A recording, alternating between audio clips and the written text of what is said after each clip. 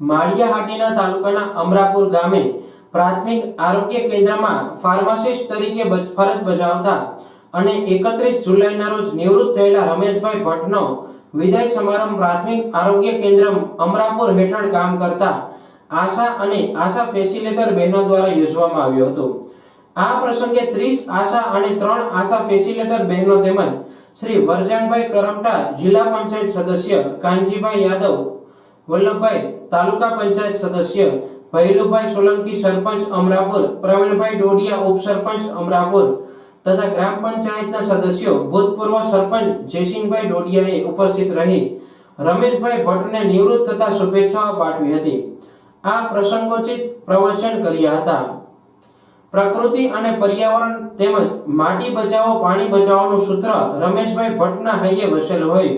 જેના ભાગરૂપે રમેશભાઈ ભટ્ટે પ્રાથમિક આરોગ્ય કેન્દ્ર અમરાપુરને કાયમી યાદગીરી રૂપે વોટર હાર્વેસ્ટિંગ સિસ્ટમની ભેટ આપી છે, જે સિસ્ટમનું ઉદ્ઘાટન પણ ઉપસ્થિત મહેમાનોના હસ્તે કરવામાં આવ્યું હતું।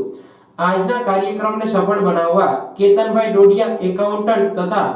પ્રાથમિક આરોગ્ય કેન્દ્ર અમરાપુરના સ્ટાફે ભારે જહેમત ઉઠાવી હતી। અમરાપુર પીએસસી સેન્ટર ખાતે રમેશભાઈ ભટ્ટ, જેમને સરકારશ્રી દ્વારા તેમની ઉંમર પૂર્ણ થતાં તેમને નિવૃત્ત કરવામાં આવેલા હોય, તેમના નિમિત્તે વિદાય સમારોહ રાખેલો હોય, તેમાં ઉપસ્થિત અમારા તાલુકા પંચાયત પૂર્વ પ્રમુખ શ્રી ગાંધીબાપા, અમારા પૂર્વ સરપંચ શ્રી જયસિંહભાઈ, જિલ્લા પંચાયતના સદસ્ય ભાઈ શ્રી વરદાનભાઈ તેમજ સમસ્ત પીએસટી સ્ટાફ, ગ્રામજનો, આશા વર્કર બહેનો આ બધાએ મોટી સંખ્યામાં હાજરી આપી અને આજરોજ ભાઈ શ્રી રમેશભાઈ ભટ્ટને જ્યારે નિવૃત્તિને આડે એમને વિદાય સમારોહ ગોઠવો હોય તે બદલ બધાનો આભાર માનું છું। અને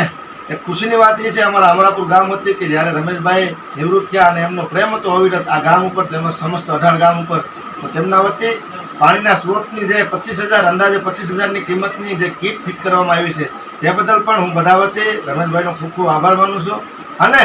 રમેશ અમારા બધાની સાથે રહે એવું એમને અમને વચન પણ આપ્યું છે કે હું ભલે નિવૃત્ત થઈ ગયો પણ જ્યારે પણ આ પીએસસીને જરૂર પડશે ત્યારે બધી રીતે હું હારે રહીશ। જય હિન્દ, જય ભારત।